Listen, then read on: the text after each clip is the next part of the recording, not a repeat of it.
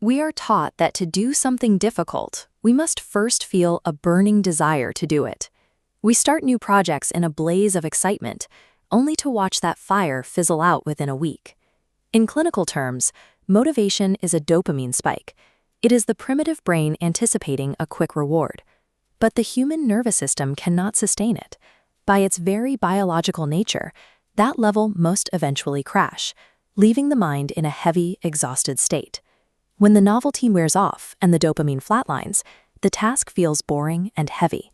At this point, the ego, which only seeks immediate gratification, demands that you quit and find something new. Relying on motivation is like trying to sail across the ocean by blowing into your own sails. It is an exhausting illusion. Depending on the biological high of feeling motivated, traps us in a cycle of inevitable failure and burnout. Long-term endeavors have an agonizing middle phase where progress is invisible. This is the friction threshold.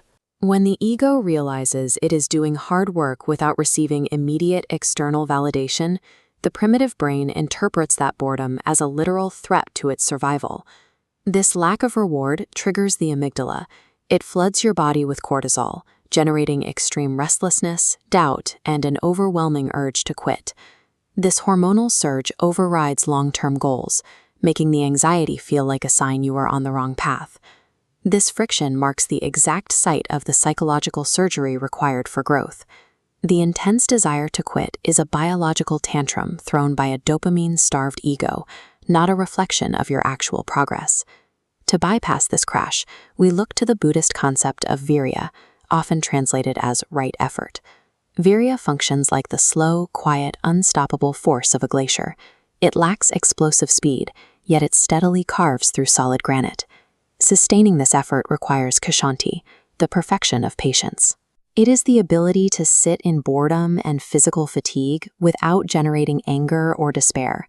You must learn to separate your actions from your emotional state. The awakened observer dictates the action, whether the mind is filled with joy or crushing lethargy. Internal resistance, doubt, and anxiety become nothing more than irrelevant weather passing over a mountain. True endurance requires severing the link between your daily effort and your fluctuating emotions. Surviving the friction threshold requires you to stop looking at the horizon. You must pull all of your psychological energy out of the future. Focus entirely on executing the single step immediately in front of you with absolute precision. The ego requires a finish line and external validation so it can declare victory. The infinite game shifts the goal to the process itself. You do the hard work to strengthen the internal architecture of your own mind. When you drop the desperate need for an immediate reward, the heavy weight of the task vanishes and the friction disappears. By abandoning the demand for a reward, you stop fighting the river and become the river. Endurance becomes a natural state once you no longer require a finish line to justify your effort.